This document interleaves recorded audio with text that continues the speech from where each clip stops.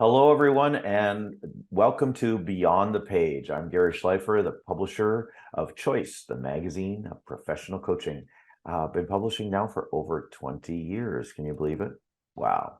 And of course, it's more than just a magazine, as you can tell by the podcast and the other things we do. It's a community of people who use and share coaching tools, tips, and techniques to add value to their businesses. And of course, what we all want to do, impact our clients.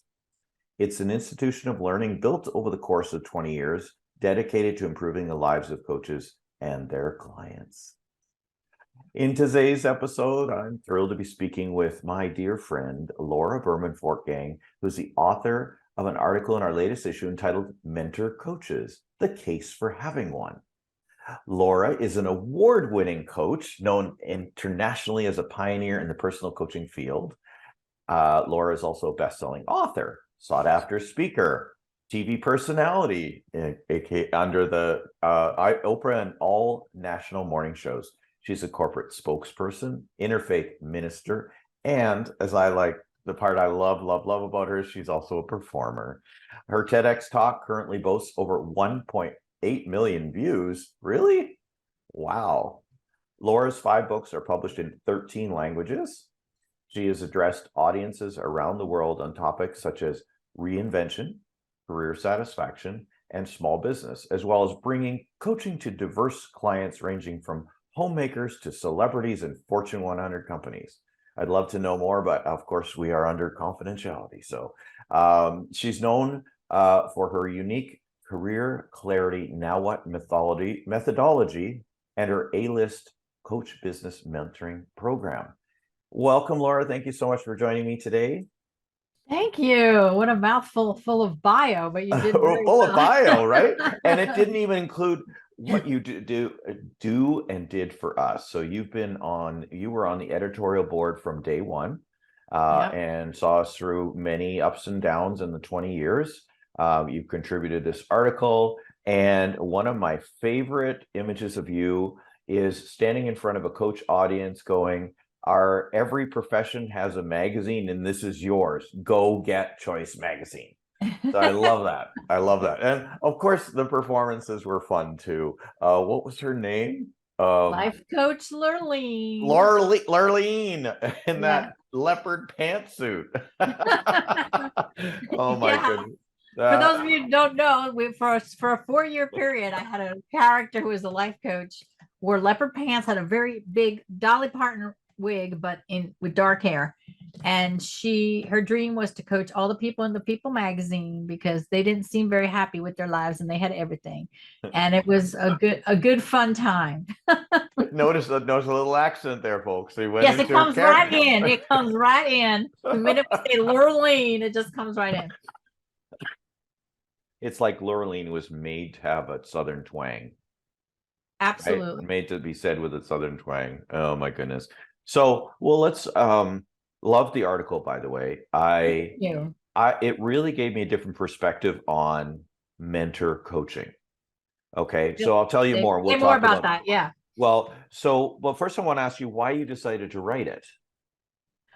Oh, because I mean, I value the relationships that I had with my early mentor coaches so much. And I've been very public facing with my coaching. Like I tended to coach less coaches and more the public, so I wasn't a mentor coach for a long time. And I've recently turned back to mentor coaching through my A-list business mentoring program. And so it's really fresh for me, like how much mentor coaching has changed, I feel, from, watching the trajectory over 32 years of my career in coaching and what I think a mentor coach should be versus what it's come to be defined as. Yeah. Just like coaching itself, it's gotten watered down to like one-on-one teaching from some. You could even say you have a mentor coach who's never been trained as a coach. Yeah. And that just blows my mind. Well, the Coach brand is actually a handbag, so Yes, it was a handbag first, right? Then it was shoes. But when I read the article, what you wrote it in a way, and people, you have to, listeners, you have to read it. you wrote it in a way that wasn't a singular conversation. And by that, I mean, all the other articles I was reading was, clearly about coaching supervision and mentor coaching and the distinction between the two, which is great. That's all great. But then under mentor coaching, you went from a very pure mentor coaching on the core competencies and the technical skill to be coaching at the level that you want to be or aiming to be. So ACC, PCC, or MCC. What I found really interesting is you expanded it to being, what is it that you need help with in your coaching sphere, period? And about are you making enough money? Are you getting enough clients? Or so you literally took I'm getting it now. It's like you took the two words apart and said, here's a mentor helping you with your coaching delivery, coaching business, coaching right? Which I found very a bit more inclusive and eye-opening, because I kept thinking, oh, they're only going to coach me on this. And it's like, well, they don't have to. No. I mean, before there were competencies, my mentor coach was like, okay, here's this person who does this thing that I want to do. I was a client first, though. That's the other thing. I was a client first before I even thought about becoming a coach. And then I started being like, I think I want to do what you do. And Coach University was just starting. And I started with Coach University. And then my mentor coach was like, not only had they been my life coach, then they were teaching me how to coach, helping me start my business, and supervising me all in one package. So that was even before there was any definitions of anything. So I still feel like, the mentor coach process, it's like, why do you want to have a mentor coach? I think it will accelerate your capacity, your skill level. It will accelerate the development of your practice, and it'll accelerate your development, your transformation. Right. So, I mean, I think it's essential. And, I personally have had mentor coaches, other people who are my peers or mentor coach, coach like me. And then there's other times that I go, well, I really need a health coach right now. Like, I really need to work on my health, or I need to work on some other specialty. But I always come back to someone who is doing something I want to be doing, who is trained as a coach to be my mentor coach. Yeah. Keywords: trained as a coach. Oh, I mean, I've always been on the get trained train, but now more than ever, And people ask me all the time, like, well, does the MCC really matter? Does the credentialing really matter? And I have to say, like, over the years, I kept up my credential more out of solidarity for building a strong profession. But I have now entered corporate settings where the head of HR greeted me and said, I don't let anyone who's not an MCC work with my people. Or, you help create the ICF, thank goodness. So it's really, it's actually changed for the better in that regard, at least corporately speaking. I still think that the public is not as educated as the corporate setting is around coaching. Yeah. Well, you've been, like you said, how many? 32 years? 32 years. I'm like, I always get afraid. I was saying over 25 for so long, and I decided to count. And I was like, yeah, whoa, it's 32. So you started when you were 5. You started when you were 5. Yes, I started when I was 5. When I was 5, I was a natural born coach. In fact, I gave birth to Thomas Leonard. No, I'm kidding. That's funny. Well, I mean, truly, you're a longtime veteran of the coaching world, and you've already mentioned some things that have changed, like how everything was one, and now it's starting to divide into clear sections. Well, first of all, tell us, what was your involvement in the beginning of the coaching profession? Sure. I mean, like I said, I was one of the first 16 students on Coach University. We were handed a 15-pound packet of paper, and that came in the mail. And after, I think I did 13 of the 36 modules, and the student body was growing so quickly that I had to become a teacher. I had to become a trainer. And then our trainer team had no training. So I became the first director of training for Coach University and created a training for the trainers, train the trainer. Wow. but I instantly like went off into the world, and I was like, this technology is amazing. And I started speaking at gyms inside of companies. It was the only place I could get in without any credentials.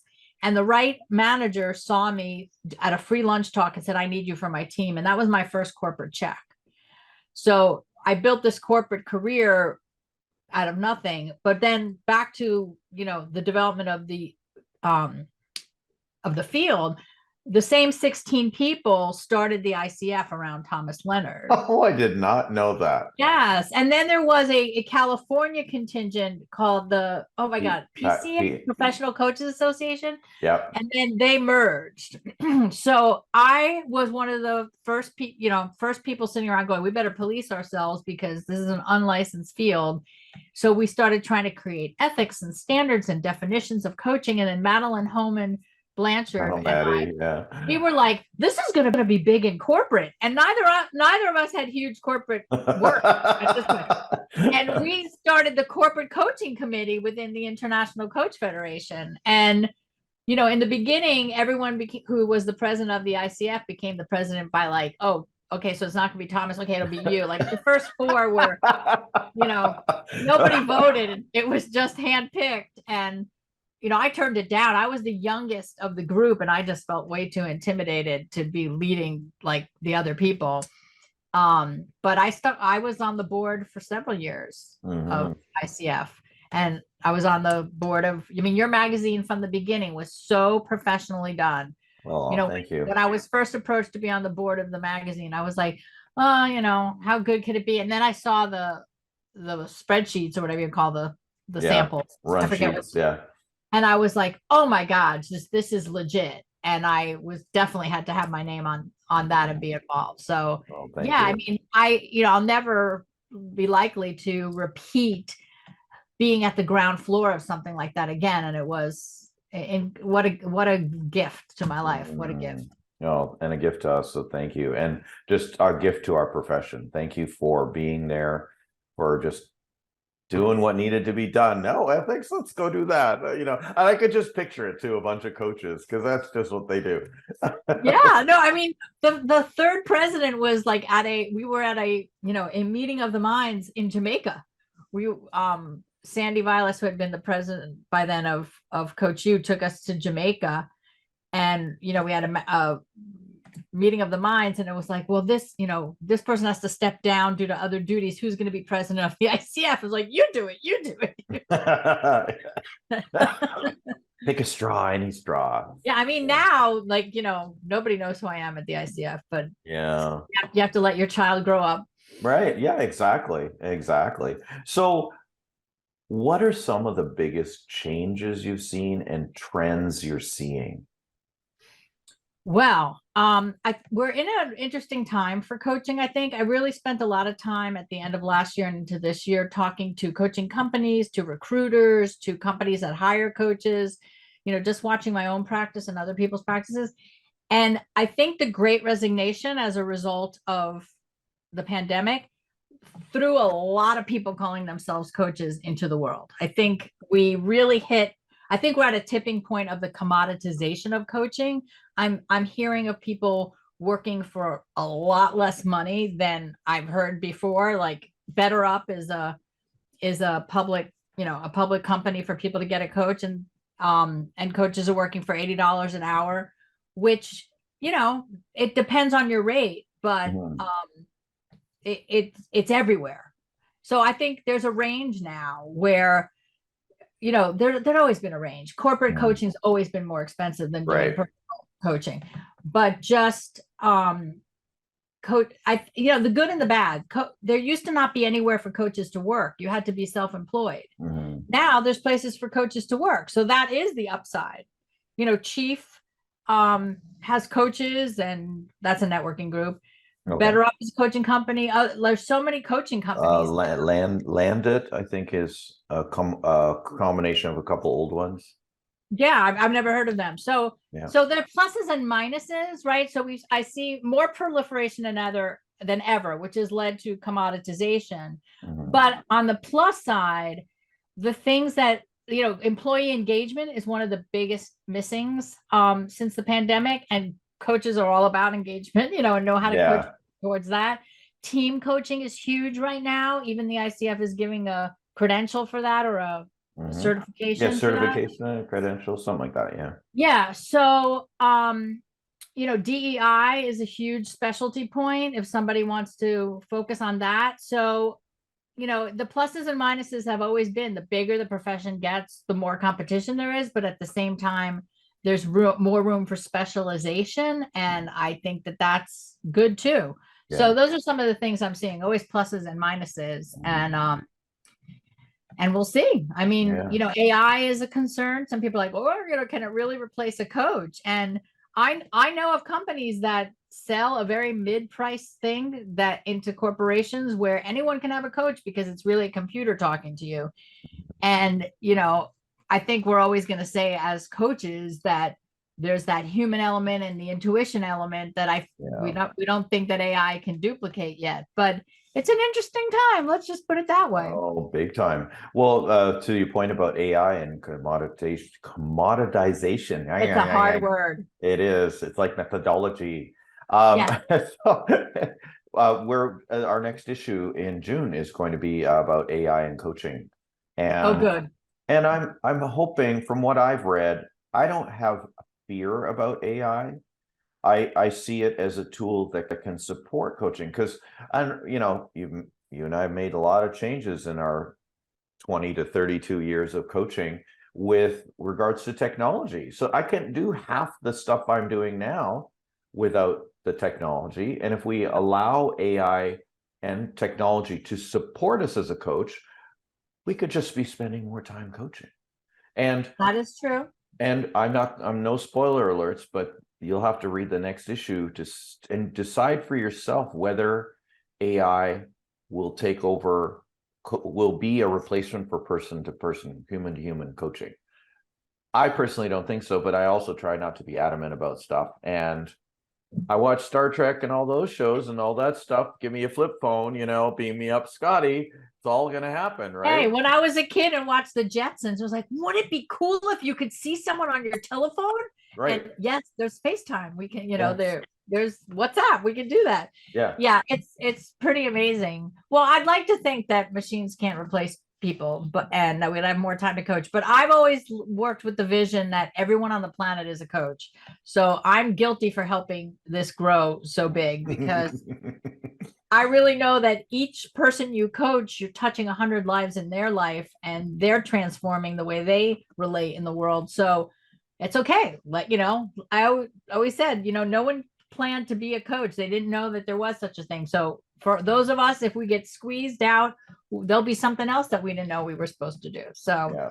I try to live in the faith of that. But after 32 years, I've been doing this longer than marriage. I hit 30 years of marriage this year. 32 years coaching and only 30 married. Yes. It's like, I can't believe I've done anything this long, other than breathing, I guess. But, and there's always a reinvention. And to get back to the mentor coaching thing, like that's part of seeking out your mentor coach too, is like, what are you reinventing? Like, where are you feeling itchy as a coach, and where do you want to grow? Is it something with business acumen, or is it something in your skill level, wanting to go for your MCC, or see where intuition comes in more? I mean, there's just so many things to keep exploring. And I think that's what a mentor coach can be good for too. Yeah, very much. Yeah. And to your article and your points, it's not just about the coaching to the core competencies at the level you're seeking or wishing to be at. It's about more than that. So thank you for that expansive view. I'm personally, I am going for my MCC before my next renewal. I'm not going to renew PCC. I'm going to be MCC. And lo and behold, didn't they just offer, or the IC International Coaching Federation created 3 distinctions: level 1, level 2, and level 3 of the MCC? Of the coach training. Right. The body of coach training schools now has a clear distinction. And I was listening to a recording by one of our friends and colleagues, Janet Harvey, on kind of open house about that, and that there's now created a distinction that clearly doesn't just make you a PCC plus, it's truly training you to be coaching at an MCC level. Oh, cool. That's good to know. So that was kind of a missing. So if you ever get a chance, or you want it, I can send you the recording. I found it very interesting. I'd love to listen to it. And the competencies have changed, which I find, I don't know how I feel about it yet. Oh, well, again, I went through a training course last year towards the MCC, so unlearning and relearning, and some of the things about the core competencies. And by the way, this goes along with mentor coaching. So we're still on topic. Is I found them, although there were fewer, there were more nuances and opportunities, if that's the right way to say it, within those core competencies. So about, and including diversity, equity, inclusion, and belonging too. Not just about knowing what your client's background is and how it impacts the coaching, but what about yours? Do you know what your biases are, your origins, your impact?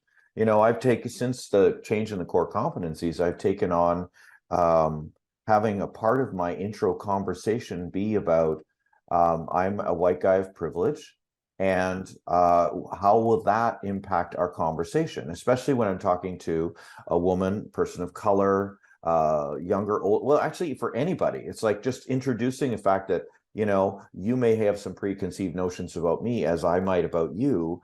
How do we come to a level playing field? Right. Wow, that's a very sensitive conversation. I don't mean sensitive like touchy, like someone would explode, but sensitive and inclusive to say that. Right. Well, I also was given the I don't even know how to say it. I'll just say it. I'll just blurt it like a coach. Is that there's automatically a power dynamic between coach and client when you come in, for most people. And I notice it because a lot of people will at some point will say hello, sir, or goodbye, sir. And I'm like, okay, and then I have to remember there's cultural things, right? So, and I'll have that conversation and say, I prefer that we're on an equal playing field, and sir puts me at a higher level. We're partners in this journey together. So what can we do to work to have that be in the background of this conversation? That's cool. I haven't run into that. No one's called me sir. Yeah. Oh, ma'am. Oh my goodness. Ma'am. Wow. I just want to know where you're going now with your business. What is with all these changes and things like that. Just tell us a little bit about what you're up to and where you're going. Yeah, well, I've been, really lucky, like for 20 years, to rely on my Now What methodology that came from my third book, Now What, 90 Days to New Life Direction. And in the last couple of years, like I said, I've started mentoring more coaches, but in a group setting, helping them mine their methodology. Like, what is your special sauce? What is your way of coaching? As a way to stand out in a very crowded field. So the A-List Coach is my business mentoring program, and that's getting as much attention now as my Now What stuff. So I don't know if it's like going to become all of my time or going to keep doing the two, but it's been really great. And happy to be back in touch with my colleagues and my fellow coaches and moving us all forward. Yeah, thank you. And here at Choice, we're helping by supporting you with that program. And thank you. Give it if Choice had a gold seal of approval, we'd be giving it to you. The good housekeeping seal. Good housekeeping.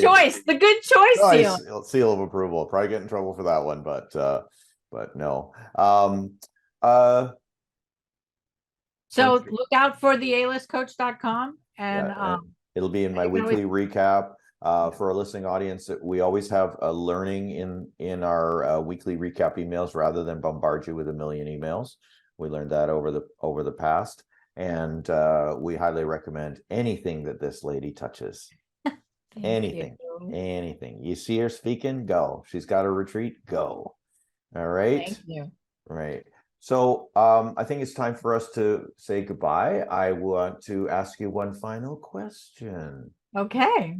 So You had a limited amount of words to write. You were having this conversation. What do you want our readers and listeners to take away that you want to repeat to get repetition the mother of invention, or something you forgot to say? I don't think I forgot to say anything other than if I could have filled half a page with hire a mentor coach, hire a mentor coach, hire a mentor coach, repeat it over and over again. I probably would have done that, because so many people think they can skip the step, like they can, especially starting out, that you've already paid for your expensive training, you don't need any more help. And you'll get wherever you want to go faster. And in the article is a checklist on choosing your mentor coach. So do get that issue and choose wisely. Choose Yeah, wisely. yeah, definitely. Oh, always a pleasure talking with you. I could talk to you about all kinds of stuff and keep going, but we stayed on track. We stayed on We top. stayed on time. We stayed on track. We're so grateful for anyone watching and listening. And thank you, Gary, so much. Thank you. Well, thank you for everything that you've done for us, for the profession, for people who are your readers, your clients, and the people that the hundreds of people they in turn will impact. So thank you. Can you imagine? You imagine if you multiplied, you got to get a scientist or a mathematician to do some sort of algorithm that would say, okay, I started with this many clients 32 years ago, and they affected this many people. Well, I wouldn't be surprised if you've reached millions. Well, if you add the books to it, definitely. Right. Well, definitely. So there you go. It's pretty cool. I never think of it that way, but when you're making me like blush and get all goosebumpy, because that's amazing. Yeah. And it doesn't matter what size of practice somebody has, that's the impact you can have as a coach. And we want you to have that. Yeah, exactly. And we can go on and on about all the people that you can impact and how many people they impact, but I want to say thank you again for joining us for this Beyond the Page episode. What's the best way for people to reach you? Best way to reach me, laurabermanfortgang.com. If you can remember my name, you can find me. Even if you write Laura Berman, you'll get the sex doctor or you'll get me. So you know which one it is. Stay in your lane, people. You're going for the coach. Laura Berman. Maybe. Lovely. Thank you so much. That's it for this episode of Beyond the Page. For more episodes, subscribe via your favorite podcast app. Two of the ones we know we're on is Apple and Spotify. And also we publish them on our site and through our email. So thank you. And while you're kicking around on our site, don't forget to sign up for your free digital issue of Choice magazine by going to choice-online.com and clicking the Sign Up Now button. I'm Gary Schleifer. Enjoy your journey to mastery. Thanks, Laura.